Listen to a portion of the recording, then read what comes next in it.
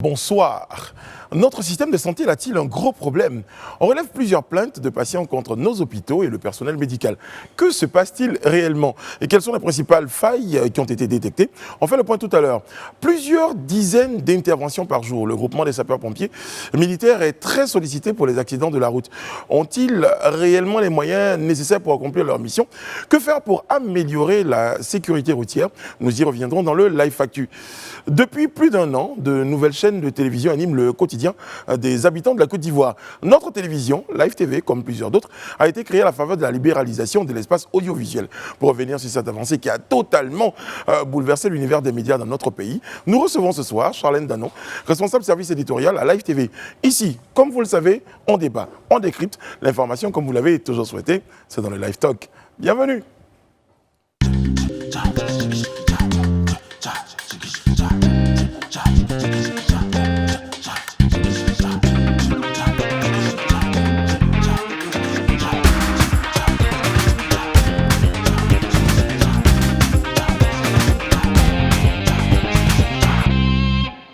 Oyez, oyez, bonsoir à vous. Nous sommes mercredi aujourd'hui et c'est l'acte 3 de votre rendez-vous. Bienvenue à ceux qui nous rejoignent sur Live TV. Si vous êtes là depuis, eh bien merci d'être fidèles parce qu'on parle depuis de cette libéralisation. On dit que depuis un moment, nous bouleversons le paysage audiovisuel en Côte d'Ivoire et nous pouvons, nous savons compter sur votre fidélité.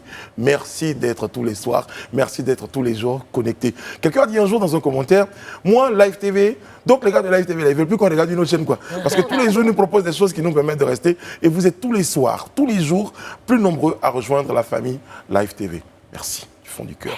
Merci, thank you. La team, Monsieur Kouachi, bonsoir, comment allez-vous? Bonsoir, je vais bien, merci Brice et vous? Très bien. Renati? Bonsoir Brice. Comment ça va? Ça va très bien et toi? Très bien. Madame Bleu? Bonsoir Brice. Sans les lunettes? Oui, il faut changer de Est-ce que j'ai le droit de dire aux gens que vous avez cassé votre lunette? Je peux même rajouter que je me suis assise sur mes lunettes. Toute nouvelle, toute fraîche. C'est fort. Ah, c'est fort, c'est fort, c'est très très fort. Les aviateurs là? Oui, oui, ah oui, à fond. Je voulais tester la solidité même. Voilà, c'est ça. J'ai des amortis. I feel bad. On ne sait pas qu'est-ce qui était plus solide. J'ai un châssis imposant. Merci madame. En fait, je l'ai cherché, madame. Il ne faut pas la chercher. Je suis sans filtre. Ah ça? Sans filtre. Sophia Ida, comment allez-vous? Very, very good. Très, très bien. Je crois que l'arrêt s'est intensifié. Ah oui? L'arrêt pour les cheveux. Non, mais pas trop, parce que mes cheveux poussent trop vite en fait. Je fais pas exprès. Donc, chaque jour, vous repassez... Très bien. Ok. Ceci dit, vous l'avez bien compris, hein, ma team, elle est au top, elle est en forme, et quand c'est comme ça, on vous propose et on vous promet une magnifique émission. L'essentiel de l'actualité, les points saillants de l'information, c'est maintenant. On démarre avec le Live Actu. Et je vous rappelle que demain, on retrouvera notre petite fourmi là où on s'est rencontrés hier. Aujourd'hui, vous ne l'avez pas eu dans cet espace, mais bon, ce n'est que partie remise, petite fourmi. Tout à fait. Merci, vous êtes gentil. Eh bien, on aborde le point santé avec ces plaintes récurrentes contre le système de santé. Il y a eu une récente situation au niveau du CHU de Cocody. Eh bien, c'est une autre plainte qui a même valu... au ministre de la Santé de recevoir même les plaignants. On en parle avec vous? Effectivement, une mésaventure, un père... Un drame. Un drame, donc une famille en détresse, le couple Moreau, qui malheureusement a vu ses jumeaux, donc ses nouveau-nés, décédés en fait, mourir dans des conditions... je veux dire, voilà, très, très, très dommageable. Qu'est-ce qui s'est passé? Donc, toutes les informations nous viennent, selon la version, toutes les informations nous viennent du mari, donc M. Armand Moreau, qui s'est exprimé il y a 4 jours dans un live, dans une vidéo Facebook, où il a expliqué les conditions dans lesquelles ces morts sont survenues. Donc, il faut relever principalement ce qui s'est passé, la mauvaise prise en charge de sa femme qui était enceinte de 6 mois et qui présentait des douleurs. Et elle a dû être transférée au CHU parce qu'on l'avait reçue dans une clinique. La clinique qu'il a reçue ne pouvait pas s'occuper de son cas parce que la fameuse clinique disait qu'il fallait un cerclage alors que, je me suis renseignée, à 6 mois, il est impossible de faire un cerclage. Il est très difficile. Voilà, il est très difficile de faire un cerclage à 6 mois. Arrive. En début de grossesse, oui, mais à 6 mois, à 6 mois, voilà. non. Okay. Voilà. C'est difficile, c'est le personnel franchement difficile, c'est le personnel, voilà, le personnel soignant. Et donc, il a été dirigé, lui et sa femme, au CHU de Cocody. Déjà, ils n'ont pas eu de brancard ou de chaise roulante parce que la femme est enceinte et présente des douleurs. Ils se sont présentés aux urgences, on les a conduits au niveau des urgences gynécologiques. Et c'est là-bas que tout s'est passé, la prise en charge, il n'y avait pas de sage-femme. Il a dû lui-même suivre ce qui se passait, appeler même un ami et tout. Et au moment où il fallait demander quand les enfants sont nés, parce qu'il n'a pu les voir vivants quelques minutes, au moment où il fallait demander une assistance respiratoire, une couveuse, le pédiatre, en tout cas de ce qu'il dit, le pédiatre n'était pas disponible, il ne décrochait pas au téléphone. Et il a donc dû aller voir un vigile pour lui demander où se trouvait un pédiatre disponible. Et donc, on lui a dit d'aller au 5e étage, le fameux vigile. Il est monté au 5e étage.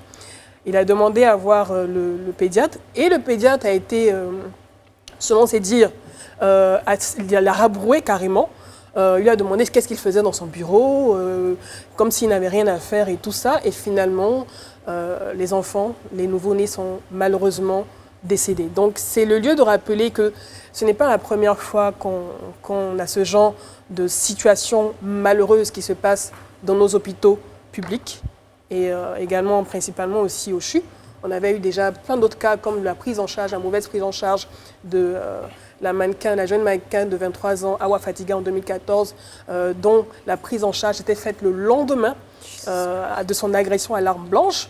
Il y a eu plein d'autres cas dans les hôpitaux, voilà, dans et les dans hôpitaux les cliniques publics, également. dans les cliniques également. Dans les services de santé, dans les services de santé. Globalement. C'est vrai que c'est un fait qu'on relève, mais il permet ce fait-là d'aborder la question de ce que vous évoquiez à l'instant, Madame Bleu, cette situation de la prise en charge du fameux serment d'Hippocrate qui est bien, enfin, à des moments bafoué par certaines personnes, parce qu'en même temps, c'est pas sur toute la corporation qu'on jette le discrédit, c'est important de le souligner. Et à ce propos, le ministère de la Santé a diligenté même, via ses services d'inspection, une enquête. Oui, une enquête qui est en cours. Donc, il faut savoir déjà, comme tu l'avais dit précédemment, que le couple a été reçu par le ministre de la Santé, donc le nouveau ministre de la Santé, M. Demba Pierre, qui s'est imprégné du dossier du CHU de Cocody et qui s'est voulu rassurant. Donc, il a dit, je cite, « Une enquête des services de l'inspection générale du ministère est en cours.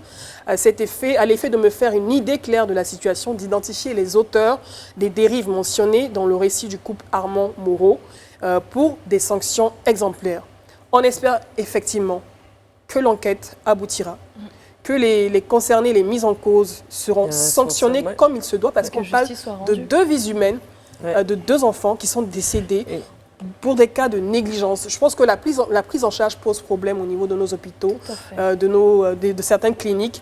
Donc, il est important de taper du doigt et de servir d'exemple. C'est important, le service d'exemple. Et surtout le respect des vies humaines. Je veux dire, ils ont pris des engagements. Il y a une manière, je pense, de faire des choses. Quand on écoute l'audio de ce monsieur, on entend dire que même la sage-femme ou l'infirmière, parce qu'elle s'est fait gronder, lui dit de toutes les façons, un de vos enfants est déjà mort, on attend que le deuxième meure. Ça, c'est pas des choses, je veux dire, c'est irréel. Dans un hôpital, c'est irréel. Les gens y vont pour sauver leur vie. À quel moment, tu comprends? À quel moment la mort est devenue aussi insignifiante. Et même qu'aujourd'hui, toutes ces choses-là ont pour conséquence de freiner même la fréquentation des hôpitaux. Aujourd'hui, les gens craignent d'aller dans des mouroirs plutôt que d'aller dans des hôpitaux. Donc après, il y a de l'automédication. Et la dernière fois, on parlait sur ce plateau avec le spécialiste du domaine de la médecine qui nous disait que certains mots comme la corruption et tout ça devraient être vus par l'État, certains investissements devraient être faits, mais quels que soient les investissements qui seront faits, si on n'investit pas dans la formation des agents, et si les agents n'ont pas eux-mêmes compris la valeur du serment qu'ils prêtent avant d'intégrer justement ce domaine d'activité, on ne pourra jamais finir justement avec, je vais dire, ce genre de prise en charge avec une forme de... C'est un peu une forme de mépris de la vie humaine. C'est quand même, je veux dire, pour le nouveau ministre Pierre Demba, Je trouve que c'est une véritable patate chaude dont il hérite, pour commencer, parce que... Mais qui illustre des choses qui existaient déjà. Il n'y a pas si longtemps, aujourd'hui c'est mercredi, lundi, il y a eu la passation avec le docteur Akawele. D'ailleurs, justement, si vous le permettez, je vais vous relever un peu en substance ce qui s'est dit lors de cette passation, pour au moins, pour une fois, établir les choses en ce qui concerne ce qui a été fait, en tout cas du bilan des 4 années du docteur Akawele. Il a dit qu'au plan des infrastructures, il a évoqué l'achèvement de l'Institut de médecine nucléaire. Donc ça, je pense qu'on l'apprend.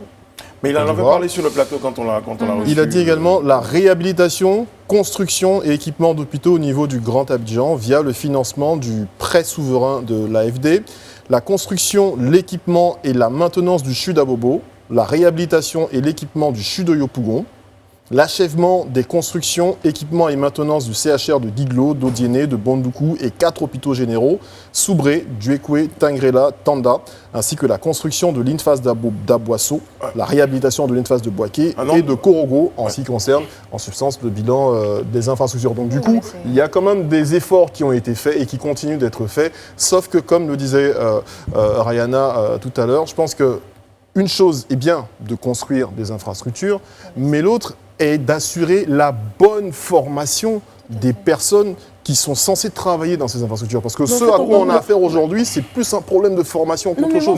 C'est vrai qu'ils ont beaucoup de problèmes aujourd'hui, les médecins, il ne faut pas l'oublier non plus. Ils ont énormément de problèmes à travailler dans de bonnes conditions, c'est compliqué. Mais nous n'oublions pas le serment d'Hippocrate que vous avez prêté aujourd'hui, qui fait que qui vous rappelle lié à la formation. Elle est aussi liée, ce serment, vous parlez de lui, est lié à la responsabilité. Aujourd'hui, quand vous vous engagez à sauver des vies, c'est à tout ou sinon à n'importe quel prix. Cette responsabilité, justement, on l'apprend au cours de sa formation. On apprend la valeur de cette responsabilité au cours de sa formation. Je veux dire, il y a quelque chose qui a échoué. Il y a quelque chose qui a échoué quelque part dans la formation de ces agents qui n'ont pas compris justement la valeur du travail qu'ils font. Ils le prennent seulement comme un travail. On parle de vies humaines. Une vie humaine, je veux dire, en vaut 10 000, quoi. On parle de formation. Moi, pour ces personnes, pour être à ces postes-là, ils ont été formés. Ah oui. À quel moment il faut les reformer, en fait? C'est ça que je ne comprends pas. C'est-à-dire qu'ils ont déjà reçu une formation. Ils savent, ils s'engagent dans quelque chose où il y a des règles. Et ils connaissent ces règles-là. À partir de ce moment-là, ils doivent être sanctionnés, c'est tout. Il n'y a pas question de formation. Vous prenez des engagements, surtout quand vous tenez les vies de personnes en main. À un moment, il faut mettre le poing sur la table. Et comme tu en Afrique, c'est trop. Ouais, comme tu le dis, on peut avoir toutes les infrastructures techniques. Mais si le capital humain lui-même ne se remet pas en cause, ne se remet pas en question et est miné par des mots, M. Diagoné en avait parlé hier lors de son intervention. Le secteur de la santé en Côte d'Ivoire est miné par plusieurs mots. On a parlé de corruption. Là, j'ai un rapport, j'ai une soutenance de thèse qui est disponible en ligne et qui a été faite par M. Serge Touvoli, qui est chercheur en psychologie du travail et des organisations à l'université Félix Houphouët de Cocody.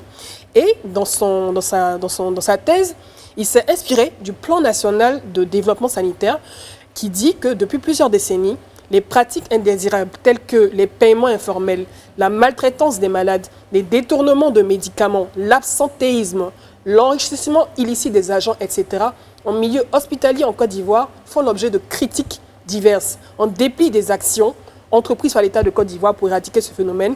Donc les nouvelles dispositions juridiques, les équipements, les nouveaux hôpitaux et tout, on constate que la situation ne s'améliore pas.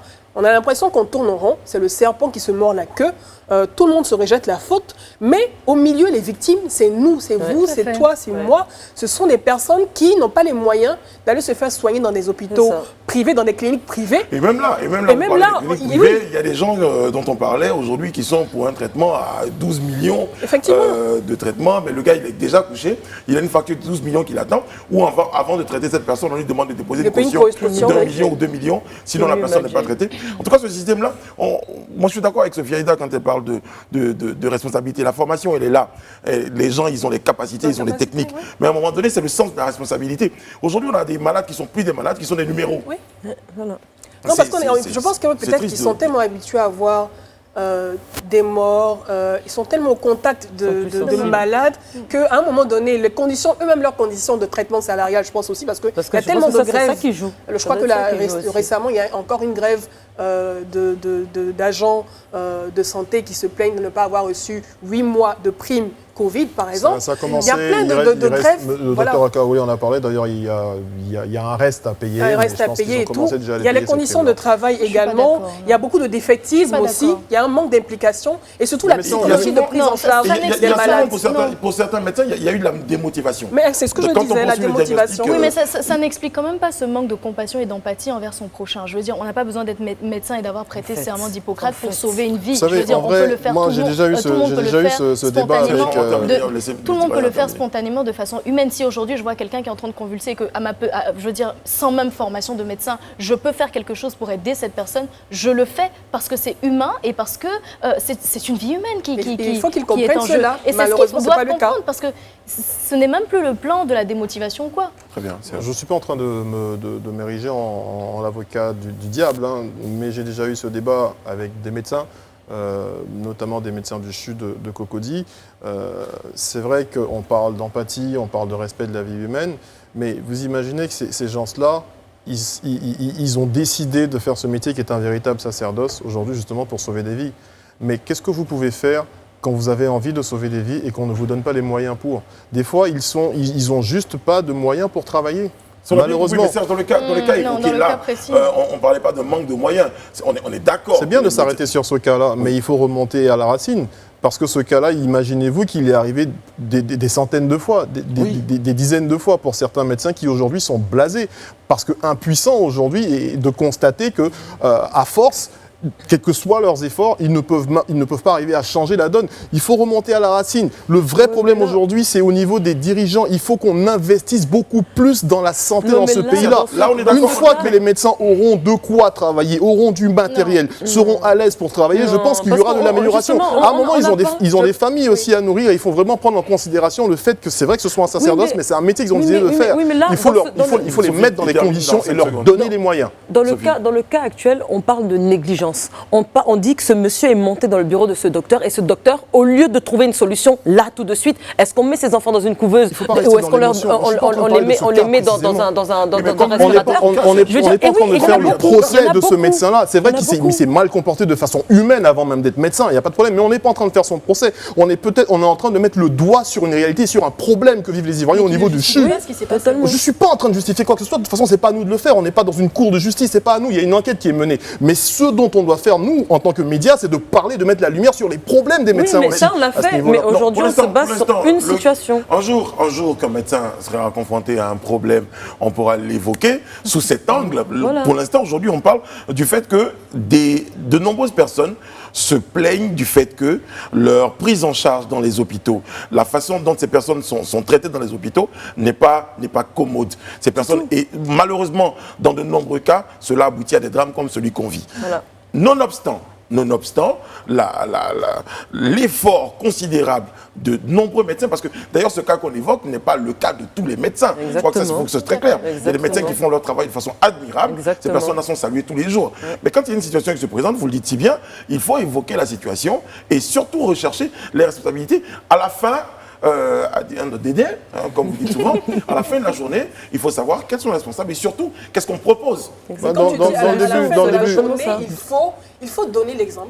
Ouais. Il faut sanctionner. C'est parce qu'on tout. ne sanctionne C'est pas tout. C'est et que ce n'est pas C'est médiatisé sûr. que ce genre de cas, Mais ce lorsque genre de le négligence ministre a continue. l'ancien ministre de la Santé, il disait ici effectivement qu'on lui avait posé la question, est-ce qu'il y avait des agents qui avaient été sanctionnés? Il a répondu effectivement qu'il y a des agents qui Moi, ont été je sanctionnés. dis, c'est pour ça que je dis Il que faut nous que ne sommes pas justice soit la cour qui est censée juger cette affaire-là parce que justement le nouveau ministre a dit qu'il y a une enquête qui est diligentée. Non, Donc on on ne juge attend pas de voir, cette on affaire-là. attend de voir, Mais on on les juge. attend de voir On le les voir juge. plus tard. C'est Moi, quand j'ai ça. commencé S'il vous mon plaît. propos, c'était pour donner des bribes de solutions en fait. C'est pas pour rester sur ce cas-là. C'est vrai qu'il est émotif, c'est vrai qu'il fait mal à tout le monde, mais il y a une enquête qui est diligentée et on verra bien les résultats de cette enquête-là. C'est pour ça que j'ai commencé mon propos par vous parler de formation à la base et ensuite mettre la lumière sur les problèmes que ces médecins-là vivent aussi. Parce qu'il faut que ça vienne d'une volonté politique de pouvoir investir, il a dit ici le docteur Diagoné, dans le secteur de la santé.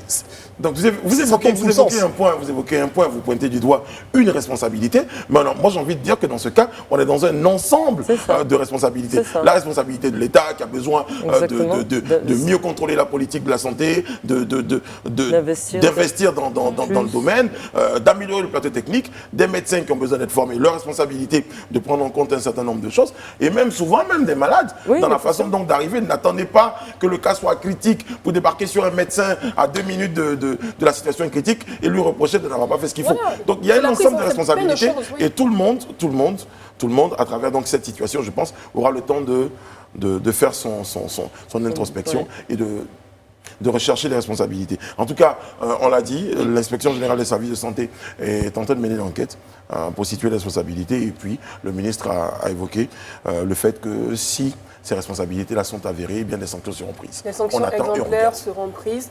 Toutes nos pensées pour le couple Ouais. Moreau, Ouais. qui, je sais que c'est très frais, C'est un il n'y a que drame. quelques jours, 5 jours, C'est qui un traversent un très drame. Tout le monde pensée les accompagne. Très bien. Un autre point, c'est nos chers sapeurs-pompiers militaires qui ont Nous produit fait un petit bilan, on va Oui. dire. Les statistiques des interventions en mars 2021 eh bien, ont été fournies justement par le GSPM. Et c'est 2453 interventions au total, soit une moyenne de 82 interventions par jour qui ont été signifiées dans ces statistiques. Et les communes d'Abidjan qui ont enregistré les plus grands nombres d'interventions vont être Yopougon, Cocody, Abobo et Adjamé. Et si on veut faire une petite comparaison avec le mois de mars 2020, on dira qu'on observe une très fine baisse, donc de 0,61%. Donc on passe de 2468 à 2453 interventions. C'est vraiment très léger. Et puis, parlons un peu des causes de ces interventions-là. Les principales causes vont être les accidents routiers. On ne finira pas d'en parler parce qu'ils représentent quand même 63,27% des causes justement des sorties des sapeurs-pompiers. Et c'est le lieu justement d'appeler aux vigilances à la vigilance de toutes les populations, au respect du code de la route et surtout des conducteurs. Très bien. Vous vouliez renchérir, Serge? Juste que moi j'ai assisté, et c'est encore très frais, à une scène impliquant les sapeurs-pompiers. Voilà, un autre point aussi où je dis que malheureusement on n'investit pas assez au niveau des sapeurs-pompiers, les pauvres ils n'ont pas grand-chose en ce qui concerne le matériel et il va falloir revoir ça. Mais c'était la semaine dernière, je pense en fin de semaine dernière au plateau. Je le dis parce que les faits m'ont été rapportés par un journaliste de Vibe Radio, monsieur Armel Mendy. Ça s'est passé pas très loin d'ailleurs de Vibe. Donc un monsieur est arrivé et a demandé à une dame dans une cité au plateau où se trouvait l'ambassade du Mali. La dame lui a indiqué, sauf que le monsieur, plutôt que de prendre le chemin, a grimpé à un arbre et s'est mis carrément là-haut au-dessus et voulait sauter. En tout cas, on ne savait pas ce qu'il voulait. Donc les gens ont appelé les pompiers sont venus, il y avait les forces de sécurité, les policiers et tout. Les pompiers étaient là avec un camion, mais ils attendaient juste que le monsieur descende et qu'il tombe. Très bien. Alors la chute, c'est... Bon, malheureusement, c'est le mot qui va avec. Mais qu'est-ce qu'on comprend de cette intervention, Serge? Non, je suis juste en train de vous planter le décor en ce qui concerne l'intervention de Rihanna qui disait que les pompiers interviennent beaucoup plus par rapport aux accidents. C'est de vous dire, en temps normal, dans un pays développé, ils auraient détendu quelque chose, une sorte de matelas gonflable pour que le monsieur tombe et qu'il ne se blesse pas, mais c'est vous dire qu'ils n'en ont pas, donc il manque de matériel. D'accord, vous évoquez le point du manque des moyens de nos sapeurs-pompiers.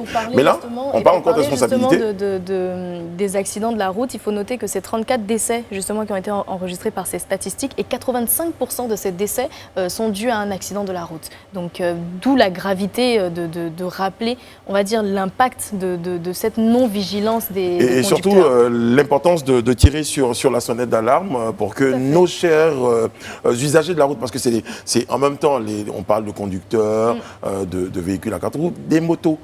Il faut qu'on en parle parce que je pense qu'avec le système de livraison et bien d'autres détails, il y a aussi de nombreux accidents de moto. Je ne sais pas si vous l'avez remarqué. Voilà. Les accidents de la route impliquant des motos. Exactement. Et je pense que c'est le lieu aussi, en plus de saluer le travail. C'est ce que j'allais dire.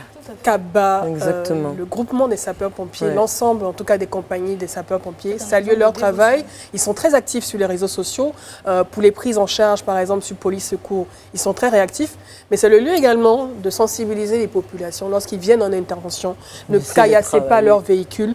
Et déjà, on parle de moyens, d'insuffisance de moyens. Si vous caillassez les véhicules, ce sont des interventions qui vont prendre plus de temps ce sont peut-être des pompiers qui seront plus réticents à intervenir dans certaines zones dans lesquelles ils ont des situations difficiles. Donc, sensibilisation maximale. Encore une fois, on parle de responsabilité. Oui, effectivement. Quand vous avez des gens qui appellent les pompiers pour porter la cause des pompiers, je sais de quoi je parle, qui appellent les pompiers pour s'amuser, des appels inopinés, vous envoyez des pompiers à Yopougon juste pour vous amuser, alors qu'il y a des cas graves qui attendent des interventions pendant ce temps. C'est l'occasion de le dire, pendant ce temps.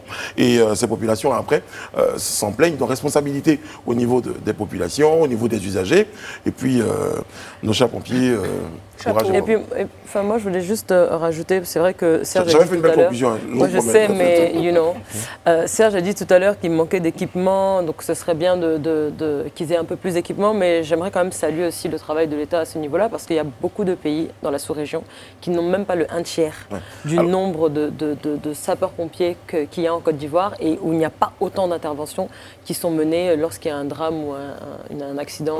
Je parlais il y a quelques jours avec le commandant des pompiers, dont le colonel, d'ailleurs, que nous devions recevoir et que nous allons certainement recevoir dans les prochains jours sur la chaîne, qui disait effectivement, longtemps, ils ont réclamé du soutien, et le soutien est en train d'arriver. Il ne faut pas non plus évoquer une situation comme s'il n'en avait pas. Donc voilà, c'était important de le souligner.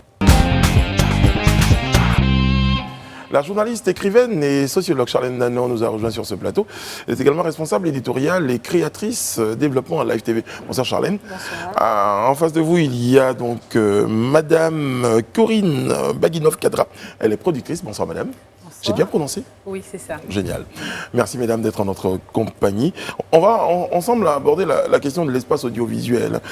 Charlène Danon, ça va faire un peu plus d'un an, ou plus d'un an en tout cas, que l'espace audiovisuel ivoirien a été libéralisé formellement avec l'entrée de nouvelles chaînes. Bon, ça dépend de comment chacun définit sa chronologie.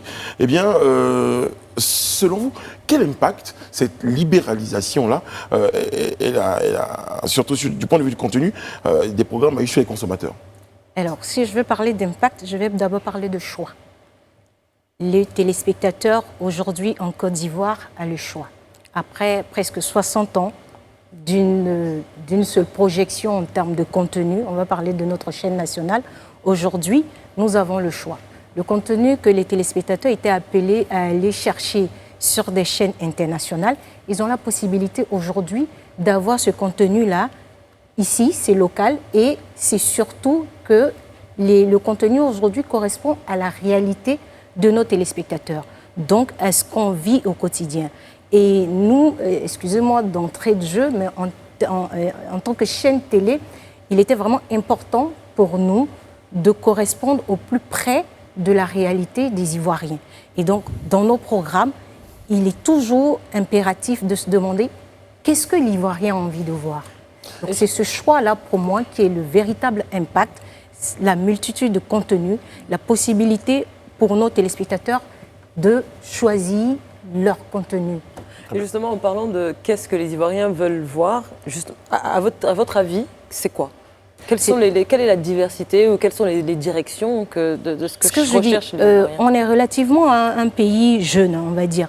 Donc la plupart des programmes sont tournés vers les aspirations, les envies, même les délires, je vais dire, entre griffes, de cette population qui est jeune. On veut de la connaissance, on veut apprendre, mais il y a aussi un côté très ludique, très divertissant, très décalé, qui correspond à l'Ivoirien aujourd'hui. Même si vous allez sur les réseaux sociaux et tout, vous avez une façon de percevoir l'Ivoirien qui, dans l'apprentissage, qui, dans la demande de connaissances et de contenu sérieux, a aussi ce côté décalé, très original, que la chaîne finalement apporte à nos téléspectateurs. Donc pour moi, l'Ivoirien aujourd'hui, il a envie de se voir à la télé. D'ailleurs, on te voit quand à la télé? Merci, c'est ça. Moi, ce que je relève, et ce n'est pas une question d'ailleurs pour Madame Danon, mais ce que je relève, c'est que ça lève aussi le doigt, ou ça met le doigt sur des problèmes de créativité aussi. Je veux dire, on a une multitude de chaînes aujourd'hui, enfin une multitude en tout cas, c'est ce que j'espère pour l'avenir, mais on en a quelques-unes déjà aujourd'hui qui sont privées et qui offrent des programmes.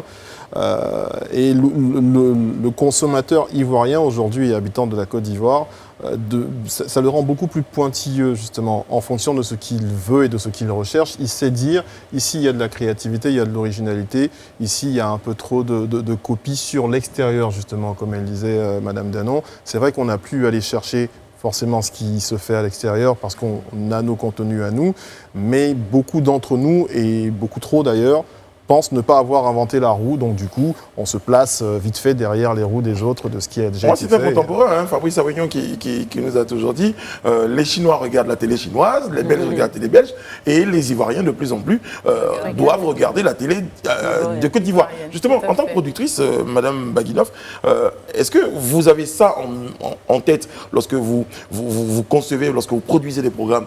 Aujourd'hui, la tendance générale que recherchent les téléspectateurs, est-ce que ça vous habite lorsque vous proposez un contenu? Oui, tout à fait, c'est important parce qu'on ne peut pas faire du contenu pour en faire. Il faut faire du contenu qui puisse être regardé justement par tous ces téléspectateurs qui sont friands. Beaucoup de divertissement, je dirais, parce que la vie est tellement stressante en fait que quand on rentre le soir, on a envie de regarder quelque chose qui nous détend, qui nous fait rire. C'est vrai que du contenu politique aussi c'est intéressant, mais je veux dire, quand on part sur une ou deux chaînes qu'on a déjà des sujets, après on a déjà des informations, on switch, on veut du divertissement pour se détendre. Alors, Mme Baguinov, elle a catégorisé, en tout cas, mais sur un média, lorsqu'on conçoit un programme, on se dit, il y a la mission classique, informer, divertir, ainsi de suite. Et vous, est-ce que vous tenez compte de cela? Pour dire aujourd'hui, on a besoin d'informer les téléspectateurs. Est-ce que les téléspectateurs sont plus portés vers le divertissement, vers l'information, vers la télé-réalité? Parce que ça également, ça fait partie des Je veux dire, ça dépend programmes demandés. du positionnement de la chaîne de télé. Parce qu'il y a des positionnements qui sont très tranchés, qui sont très clairs. Tu peux avoir affaire à une chaîne de sport, vous pouvez avoir affaire à une chaîne d'information et d'actualité, de musique. Donc, ça dépend vraiment du positionnement de la chaîne de télé. Dans notre cas, quand on est un média généraliste, on est tenu d'aborder, en tout cas, une bonne partie de toutes ces questions-là. Donc, ce qui est le cas pour la chaîne, à partir de ce moment-là, on a une ligne éditoriale qui est chez nous la télé sans filtre. Donc, quant à la télé sans filtre, tous les programmes qu'on conçoit en interne doivent avoir cette couleur-là, doivent avoir cette tonalité de sans filtre. C'est important de le retrouver dans chaque programme, dans chaque proposition, parce que c'est ce qui fait finalement l'identité de notre chaîne de télé. Vous arrivez dans un secteur, vous arrivez dans un domaine qui a été occupé pendant plus d'une quarantaine d'années par un média et qui a fini par donner des habitudes aux téléspectateurs. Exactement. Et vous arrivez, vous prenez le risque, parce que c'est le cas de le dire, de proposer autre chose. C'est ça. C'est fort quand même. Non, mais en même temps, Brice, quand tu arrives, si tu as l'intention de proposer ce que l'autre chaîne ou la télé nationale a l'habitude de faire, je ne vois pas pourquoi tu te positionnes sur ce média-là. Obligatoirement, on cherche le contre-pied de ce qui est déjà positionné. On cherche la nouveauté, on cherche l'originalité. Et c'est ça, en fait, Live TV aujourd'hui. C'est d'ouvrir les vannes, c'est de pousser loin la réflexion, d'aller en folie, d'aller en imagination, en créativité. Et c'est très important. Et en proximité également. Et en proximité. Parce que finalement, c'est ce qui crée la proximité. Parce que 60 ans d'un même disque, à un moment, on a envie de changer, on a envie de danser autrement. Oui, parce que sinon, il se raye finalement. Mais moi, je dirais qu'il faut mettre l'accent surtout sur la qualité. Exactement. Moi, en tant que téléspectateur, je serais attirée d'aller sur une chaîne pour la qualité. Et je félicite Live TV pour ça. Thank you. Moi, j'ai envie de poser la question à Madame Kadra. Vous êtes productrice depuis un bon moment d'ailleurs, vous produisez des émissions depuis quelques années. En Côte d'Ivoire, on est allé à peine un an maintenant, on a libéralisé ce secteur-là. Avant, c'était beaucoup plus avec un monopole, donc face à une seule entité. Vous avez dit depuis combien de temps? Pardon. Vous avez dit depuis combien de temps? De quoi? Depuis combien de temps? Quarantaine d'années. En Côte d'Ivoire? Oui. Soixantaine. Quel produit ou bien en Côte d'Ivoire qu'on a libéralisé? Oui, la libéralisation. Un peu plus d'un an. Oui, un peu plus c'est un an. Un peu plus d'un an, voilà, juste un peu plus d'un an. Et du coup, avant, je pense que vous produisiez surtout pour l'extérieur, parce qu'ailleurs, on avait beaucoup plus de plus de demandes. facilité aussi, plus de facilité. Je veux dire, nous, on a commencé depuis 4 ans cette émission de cuisine qui cartonne en ce moment sur beaucoup de télé et de réseaux. Et on n'a pas commencé en Côte d'Ivoire parce que c'était plus facile pour nous de commencer ailleurs et on a commencé au Sénégal, par exemple. Alors justement, ça permet d'aborder la question de la difficulté. Justement, est-ce que cette libéralisation-là vient vous ouvrir plus de portes? Il y a plus de possibilités. Parce que si vous alliez là où il y avait un seul qui décidait, S'ils vous disaient non, c'était foutu. Tout à fait, exactement. Et justement, moi j'apprécie justement le fait qu'il y ait justement aujourd'hui cette libéralisation qui permet au producteur de donner son émission ou ses PAD ou à qui il veut en fait. Parce que quand il y a le monopole, comme vous dites, on n'a pas le choix. Et on nous impose des choses. Et des fois, en tant que producteur, tu ne veux pas, mais tu n'as pas le choix parce que tu veux que ça passe. Donc tu acceptes. C'est vrai qu'aujourd'hui, il y a cette option aujourd'hui qui ouvre le marché et qui vous permet de vivre de votre métier en Côte d'Ivoire par rapport à la recherche de contenu de ces différents médias. Mais est-ce que vous pensez, en tant que producteur, pouvoir tenir la demande à la longue? C'est ça. Oui, je pense que oui, pourquoi pas. Je pense que quand il y a la diversité justement de contenu, ça permet et il y a plusieurs chaînes en plus, il y a plusieurs chaînes de télé, donc c'est plus facile pour nous. Alors moi, sur cette question, j'aimerais quand même relever un point. Ce n'est pas forcément intéressant pour les chaînes de télé et les producteurs, mais le fait que ce soit arrivé d'un coup, les vannes soient ouvertes comme ça, on a finalement un problème en termes de capacité voilà, à rendre. Parce que les chaînes sont gourmandes. Le contenu, une chaîne de télé, c'est gourmand en termes de contenu. Mais elles se sont préparées aussi. J'ai dit quand même. Oui, un peu. Et il se pose derrière la question de la formation. Parce que les maisons de production, oui, ils vont se créer sur le tas. Mais ça dépend maintenant de la qualité qui sera mise dans la production d'un programme.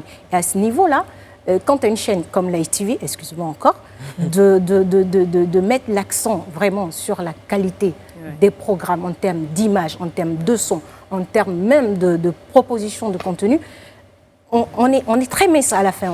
C'est très serré finalement pour nous d'avoir affaire à une forte demande. Et c'est pour ça d'ailleurs qu'au sein de la chaîne, parce qu'on est parti, je vous dis la vérité, on est parti sur du contenu propre. On a 8 heures de programme inédit sur notre chaîne et on a vraiment des productions originales. On a lancé avec des productions originales. Donc on part vers le 50-50 en termes de production originale et de production en acquisition. Donc c'est quand même un problème pour nous parce qu'on a peut-être des producteurs, mais on n'a pas forcément ceux qui correspondent aux exigences de notre télé. Et s'il y en a, ils ne sont pas capables de produire avec autant de rapidité et la qualité et dans le temps et dans les délais. Donc, quelque part, il faut avouer que une professionnalisation qu'il y ait une professionnalisation du temps et de choses de... On sait qu'elle a beaucoup de choses à dire, Madame Diallo. Je vais revenir à elle tout à l'heure. Oui. Sophie Aïda. Non, mais la question et sera pour Madame Danon. On parle de télé sans filtre, on parle d'être plus proche de la population, de casser les codes un peu et de venir un peu chambouler le paysage audiovisuel en Côte d'Ivoire. Moi, j'aimerais savoir, selon vous, à quel niveau est-ce que Live TV dame un peu le pion à ses concurrents? Si vous parlez de casser les codes, je ne vais pas faire ma prétentieuse, mais on dame assez le pion sur ça. Quand vous voyez un programme comme Microfolie, on sort carrément des sentiers battus. On pose un micro et on demande à n'importe qui de dire ce qui l'intéresse. Donc, c'est presque une psychanalyse du ventre de notre société. C'est-à-dire, il faut juste s'asseoir là et écouter ce que les populations, ce que les intervenants disent. D'ailleurs, on aura l'occasion de voir la vidéo. En termes d'impact, je vous dis, il y a des personnes qui touchent la population, au point où il y a des gens derrière qui veulent savoir, qui veulent les accompagner. Et on a cette occasion de psychanalyser la population ivoirienne à travers juste un programme qui dure que 5 minutes, vous voyez. Donc c'est tellement fou et c'est tellement libre. C'est ça en fait. Tout à l'heure, c'est tellement libre. Elle a envoyé une balle à Madame Kadia. Je vais vous donner l'occasion, mais je vais vous donner l'occasion de lui redonner la balle, mais c'est le ballon. Je vais lui redonner le ballon. Alors justement, les chaînes disent, nous on a besoin d'un programme de qualité. On a besoin que vous nous proposiez des productions de qualité. Parce que les chaînes de télé payent comme il faut.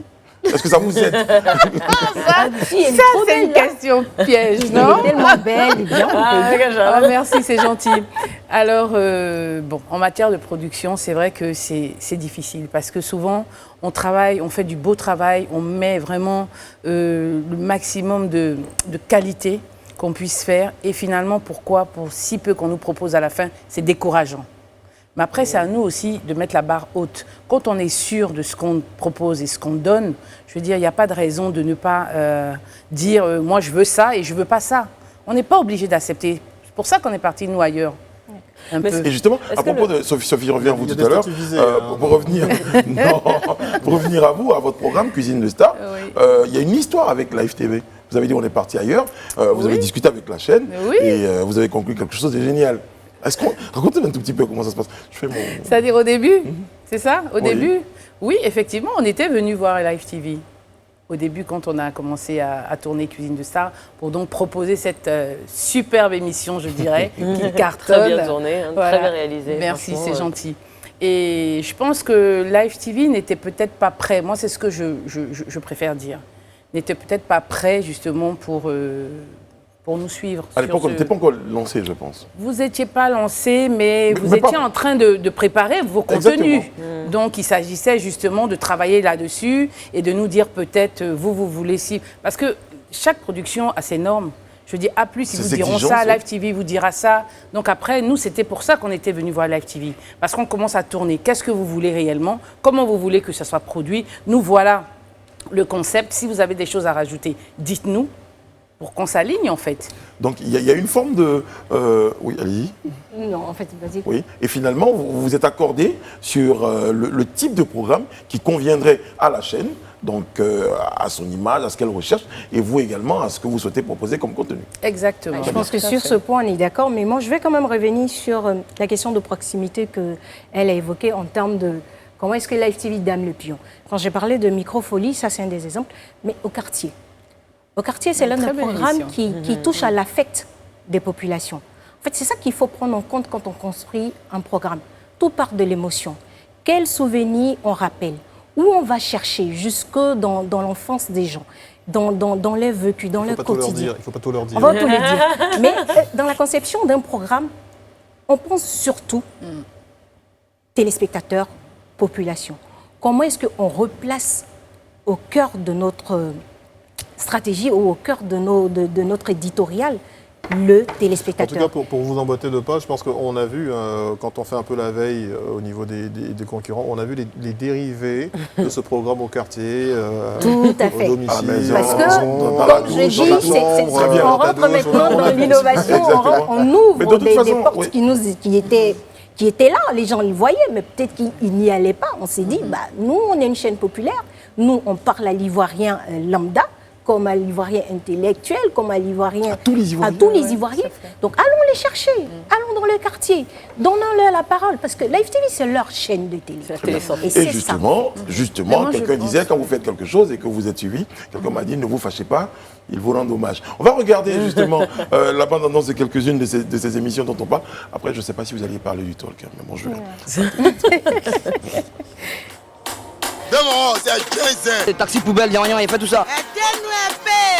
Je parle de toi. Séraphin. Coup de terre. C'est tout ce que j'avais à dire. Ok, blanc. Je suis mère de 3 enfants, 2 filles et un garçon. Mais ces enfants-là, je ne vois pas leur papa. Malgré que j'ai fait des enfants pour eux, mais je ne les vois plus. Franchement, il y a besoin d'aide. Parce que ce que je fais là, je ne peux pas m'occuper de 3 enfants. Moi, je vivais au campus à l'époque. Et après la J'étais témoin complètement. Comment? J'étais témoin en vivant tout ce qui se passait parce que tu étais au campus. Oui, c'était nous. C'est nous, les sortis là, c'est nous. Donc après, tu vois que tu es obligé d'affronter la vie. Et je me suis dit, mais attendez, peut-être que c'est ce que Dieu a prévu pour moi. Je vais me mettre à fond en même temps. Donc voilà comment, depuis 2011, véritablement, je suis engagé. Je le suis toujours. Je dis, le vieux père, gars là, moi, je ne savais pas qu'il parlait anglais. Les vieux pères, tu parles anglais comme ça. Maîtrise en anglais. Ah bon? Ok. Moi aussi, je t'arrête parce que qui te demande de montrer, en fait? Qui me demande de montrer? Oui. C'est moi-même, je montre ma beauté. Mais qui et je suis belle. Oui, tu es belle, mais c'est pour toi. C'est pas pour moi seule. Ça doit paraître. Non, je suis belle et le public doit savoir que je suis belle. Et le public... Oui, tout le monde doit savoir que je suis belle parce que je suis belle à ma manière. Et quand je passe, tout le monde doit savoir que je suis belle. Maintenant, le public retient quoi de ta beauté? Le public retient quoi de ta beauté? Bienvenue à Visicité. Je suis Borodiane, je vais vous présenter mon quartier. Ils ont perdu 5-0 parce que le capitaine lui-même est là. La Grinta. Voilà, la Grinta. Capitaine qui paye la même maillot, ça maison. C'est moi. C'est la capitaine. Quand je suis là, c'est la cohésion sociale. Samedi passé, on a gagné. On avait une remontada. Donc aujourd'hui, on a laissé gagner pour le qu'ils soient fâchés. Voilà, 2 samedis de suite, ils sont fâchés, c'est pas bon. C'est la famille. On a gagné aujourd'hui. Dans les gains, là. Le Barça a pris 8-2. C'est pas la fin du monde. Dans les gains, là. Mesdames et messieurs, voici votre histoire.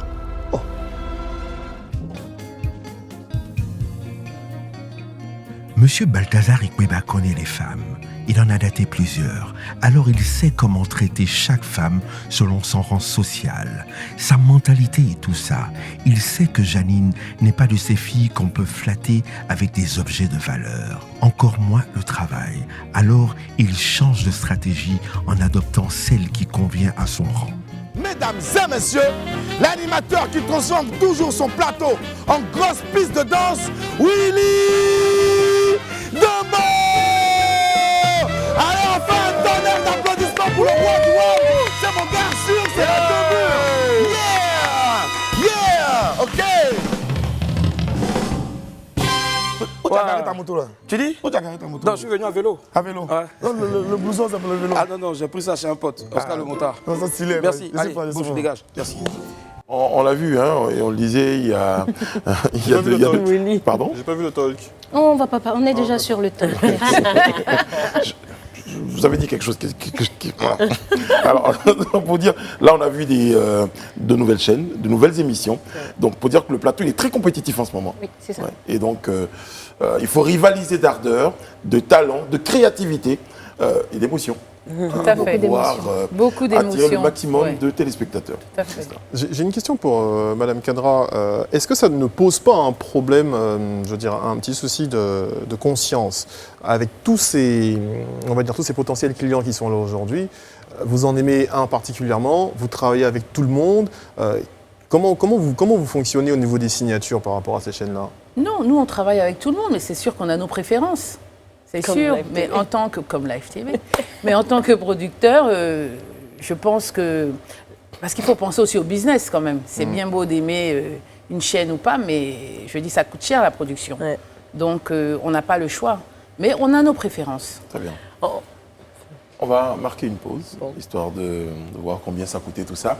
Et on va revenir derrière. Parce que ça aussi, c'est important de le souligner.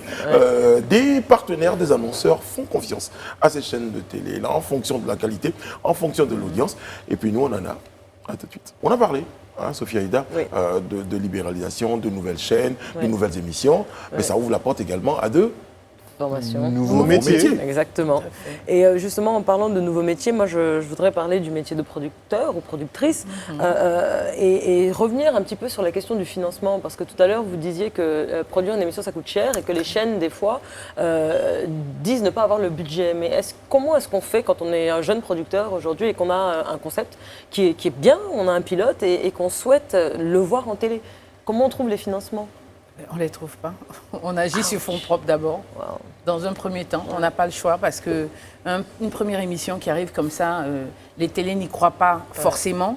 Mais toi, qui l'as conçu, tu y crois, mais grave. Du coup, tu es obligé de le faire sur fonds propres d'abord pour qu'il passe. Et ensuite, quand tu montres la qualité de ton travail, que tu montres que ça peut passer, que ça va tenir la route, maintenant, les chaînes de télé, maintenant, c'est elles-mêmes qui vont t'appeler. Et après, bon, là, on va commencer à chercher des financements. Comme dans les événements. Mais voilà, comme dans les événements, c'est exactement ça. On parle de nouveaux métiers. Si on parle de nouveaux métiers, effectivement, je pense producteur. On parle producteur, on parle journaliste, reporter d'image, concepteur rédacteur, assistant réalisateur, ingénieur de son, cadre monteur. En fait, on se rend compte, finalement, quand on voit les réactions souvent sur les réseaux sociaux et tout ça, des jeunes qui veulent faire de la télé, ils sont limités qu'à l'équipe des vents, on va dire. Qu'à ce qu'ils voient. Qu'à ce qu'ils voient. Tout ce qui est présentateur, présentatrice, animateur, chroniqueur, chroniqueuse, journaliste. C'est pas ça. La télé, c'est un tout. Mais surtout, la télé, c'est derrière que ça se passe. Exactement. Il y a un travail de fond, d'édition qui est fait derrière la télé. Ça part de la conception de l'émission, de la recherche, de l'investigation. Si on parle des magazines, des documentaires et tout ça, ça parle d'investigation. On recoupe les informations, de la recherche de personnes ressources, d'experts. Il y a un travail de recherche. Voilà, on a des documentalistes, on a même des recherche, archivistes, parce que demain, dans 10 ans, quand tu veux sortir une interview qui a eu lieu cette année, il faut aller rechercher. Et on a tous ces beaux métiers-là qui font la télé. Ce sont eux qui sont l'âme de la télé. Ces métiers-là, c'est l'âme de la télé. Ça donne des pistes aux écoles privées. Oui, ça donne des pistes aux écoles privées, mais et ça donne du boulot. Ça donne du boulot, et je m'adresse surtout à la jeunesse qui dit je veux faire de la télé, je veux passer à la télé. Non, c'est pas parce que vous passez à la télé que vous faites de la télé. La télé, c'est derrière déjà. C'est savoir écrire. Oui, bon, excuse-nous un peu, Charles, nous on est devant et on fait de la télé quand même aussi. Vous êtes la vitrine de la télé. Voilà. Vous êtes la vitrine de la télé. Derrière, il y a un énorme travail. La beauté de la télé, c'est ça en fait, les ambassadeurs. Mais derrière, il y a un énorme travail. Il y a un chef de cabinet, il y a quelqu'un qui écrit. Il y a une régie. Il y a une régie. Il y a quelqu'un qui vous met en lumière, qui vous rend beau. Ah oui, tout à fait. C'est important. Il y a une maquilleuse. Il y a toutes ces personnes-là qui travaillent pour la télé. Et aujourd'hui, le challenge avec l'ouverture, on va dire, de ce paysage audiovisuel, c'est qu'on a besoin de jeunes qui soient formés, qui soient qualifiés, qui soient passionnés. C'est là où finalement, malheureusement, je tape toujours sur les institutions, on n'a pas anticipé. On n'a qu'une seule école qui produisait pour qu'une seule chaîne de télé. Voilà. Et on a l'habitude de faire la promotion du présentateur. Je ne dis pas que ce n'est pas mauvais, parce qu'après les choix sur beaucoup de promotions sont passées avant qu'on ne voit... C'est vraiment au feeling, c'est à la personnalité, c'est à la faciès. Ça, il faut que je dise ça clairement. Beaucoup ont appris sur le tas aussi. Beaucoup ont appris sur le tas, mais aujourd'hui, c'est peut-être que l'État doit mettre maintenant des centres de formation, des écoles de formation. Pourquoi forcément que l'État, même les chaînes privées elles-mêmes peuvent aussi se permettre de former aujourd'hui les jeunes? Pourquoi pas d'ouvrir des ateliers de formation? On produit du contenu, on va faire chose. Il est important, s'il vous plaît, on sait, vous êtes très passionné par le sujet. Je voulais juste signaler qu'ici à la FTV, c'est vrai qu'on a de nombreux jeunes qui viennent des écoles, qui ont également de l'expérience sur le terrain. En tout cas, ce melting pot-là donne ce travail-là. Mais on est toujours à la recherche de ces jeunes talents, de ces personnes-là. Et vous me permettrez de vous laisser quelques secondes, parce que je vais rejoindre un nouveau visage, parce que c'est cela aussi la télé. On a parlé de ces jeunes talents. Il y a aussi de ces nouveaux visages, les nôtres. Monsieur Kouachi, Sophie Aïda. Et puis là, j'ai avec moi Yasmine Reda. Bonsoir Yasmine, comment ça va? Bonsoir. Bonsoir. Alors, Yasmine Reda, vous présentez Cuisine de Star. C'est ça, c'est exact. L'expérience télévisuelle, elle a dû être très passionnante. Oui, très passionnante, oui. Surtout avec Cuisine de Star, on a beaucoup voyagé, on a découvert beaucoup de pays. On s'est rendu compte qu'il y avait beaucoup d'Ivoiriens qui travaillaient dans différentes productions, dans certains pays, par exemple au Sénégal, parce que justement, je vous écoutais un petit peu au début, parce qu'il n'y avait qu'une seule chaîne ici, donc il n'y avait pas vraiment beaucoup d'ouverture. Mais aujourd'hui, c'est vrai qu'avec Live TV... Vous êtes parti certainement demander, est-ce que je peux faire une émission? Vous avez dit non, c'est déjà plein, il n'y a plus de possibilités. Ah non, pas du tout. Là-bas, dans certains pays, en Côte d'Ivoire, on avait qu'une ou deux chaînes. Là-bas, ailleurs, c'est 6 chaînes. Il y en a même 10 chaînes. Au Nigeria, n'en parlons pas. Et tout à l'heure. Il faut qu'on en parle à la fin de l'émission. Merci Yasmine. Et donc bientôt sur Live TV pour Cuisine de Star. C'est exact. Tous les dimanches à 13h, il faut suivre Live TV. Merci. Pour Cuisine de Star. Merci Yasmine. Je vous en prie. Merci. Je retourne à mes... La question c'était pour Yasmine. Très très bien, vous la poserez quand vous la verrez tout à l'heure. Oh, vraiment, pas gentil. Alors, les nouveaux visages de la télé, Sophie Aïda, Jean-Marc, c'est tout de suite le nom qui me passe à la tête. Jean-Marc Seka, Sharon Kamara, Rayana Assi. Edith Bourbleu, il y en a. Ils sont des choix originaux Il y en a. Chaîne révélatrice de jeunes talents. Qu'est-ce qui va se passer pour la suite, par exemple? Alors, pour la suite, on a envie d'aller plus loin avec nos téléspectateurs. On a envie de proposer de contenus toujours plus créatifs, toujours plus proches, et surtout, on a envie de les surprendre à chaque fois. De ne pas dormir sur nos acquis, de ne pas laisser nos téléspectateurs s'ennuyer, ne serait-ce qu'une seule seconde. C'est pour ça qu'on a 8 heures de programme inédit. Et chaque fois, on travaille à la fabrique, ce que j'appelle la fabrique. C'est vraiment là où tout le contenu est préparé, parce qu'il y a cette partie création et développement qu'on a intégrée au sein de la chaîne, qui fait qu'on anticipe, voire sur 1 ou 2 saisons, sur les programmes qui vont venir. Très bien. Je n'en dirai pas plus. Très bien. Alors, je voulais justement vous dire, là par exemple, on a Cuisine de Star, il y a aussi il y a la Ménefer qui est là, il y a moins un qui a commencé il n'y a pas très longtemps. Il y a d'autres choses à venir. Il y a de la télé-réalité. Il y a de la télé-réalité. Sur le créneau de la télé-réalité, il faut dire qu'on s'est très vite positionné là-dessus. Parce qu'on sait que notre génération aujourd'hui a envie de voir ces stars, ont envie de voir des personnalités, ont envie de voir l'envers du décor de certaines vies, de certaines histoires. Il faut les raconter de façon crue et nue. Donc c'est pour ça que la télé-réalité, ça attire tout de suite. Parce qu'il y a quelque chose de réel. La curiosité, en fait. Et c'est surtout qu'on sort de la fiction. Je pense qu'il y a un truc au feu, là. Il y a quelque chose de vrai là derrière. C'est cette vérité-là aujourd'hui que Live TV veut présenter. Et donc, c'est ce sans filtre-là. Est-ce qu'il y aura des séries originales ou des films aussi, bien entendu, comme je dis, on ira beaucoup plus loin avec les téléspectateurs. J'ai juste envie de dire aux téléspectateurs, allez sur 206 de Canal, 6 de Canal et asseyez-vous. Parce que quand on va démarrer, moi j'estime qu'on n'a pas encore démarré, mais quand on va démarrer, attention.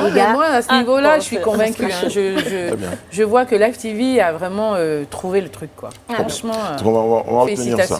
Merci beaucoup. En tout cas, messieurs du Talk, vous également, et mesdames, vous également avez été à un moment donné au cœur de l'actualité. Vous l'êtes toujours, parce qu'il y avait l'actualité politique. À un moment donné, il fallait des personnes pour recevoir sur des plateaux, des personnes qui avaient même été reçues sur aucun autre plateau. On leur disait, nous, on nous reçoit ici, on n'était même pas sûr qu'on allait nous recevoir. Vous avez ouvert la chaîne, vous nous donnez l'occasion de nous exprimer, et ça, c'est également génial. Sur ce, merci mesdames. Merci. Je rappelle que Roro, les histoires de Roro sont de retour. Non, s'il vous plaît, excusez-moi. Prononcez. C'est Roro. Ou pour les intimes, merci.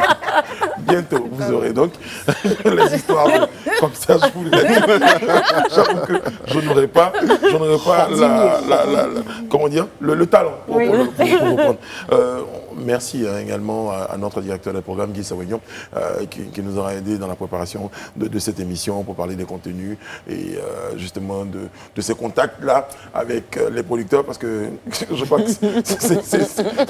qu'il gère beaucoup de problèmes sur la question. C'est du corps à corps.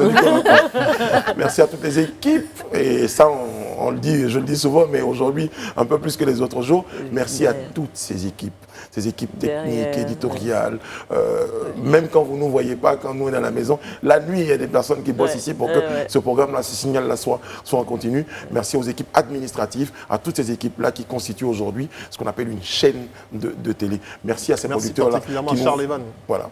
Charles Evan. Toi, t'es mon gars, tu sais. Je tiens à signaler que c'est la comptabilité. Vous comprenez pourquoi. Madame, merci à vous ainsi qu'à tous nos partenaires, tous ces annonceurs-là qui font confiance à cette chaîne de télé-là. Merci à tout le monde. Et nous, on vous donne rendez-vous demain sur ce même plateau-là. D'ici, prenez soin de vous et des autres. Que Dieu veille sur vous, que Dieu veille sur la Côte d'Ivoire. À demain.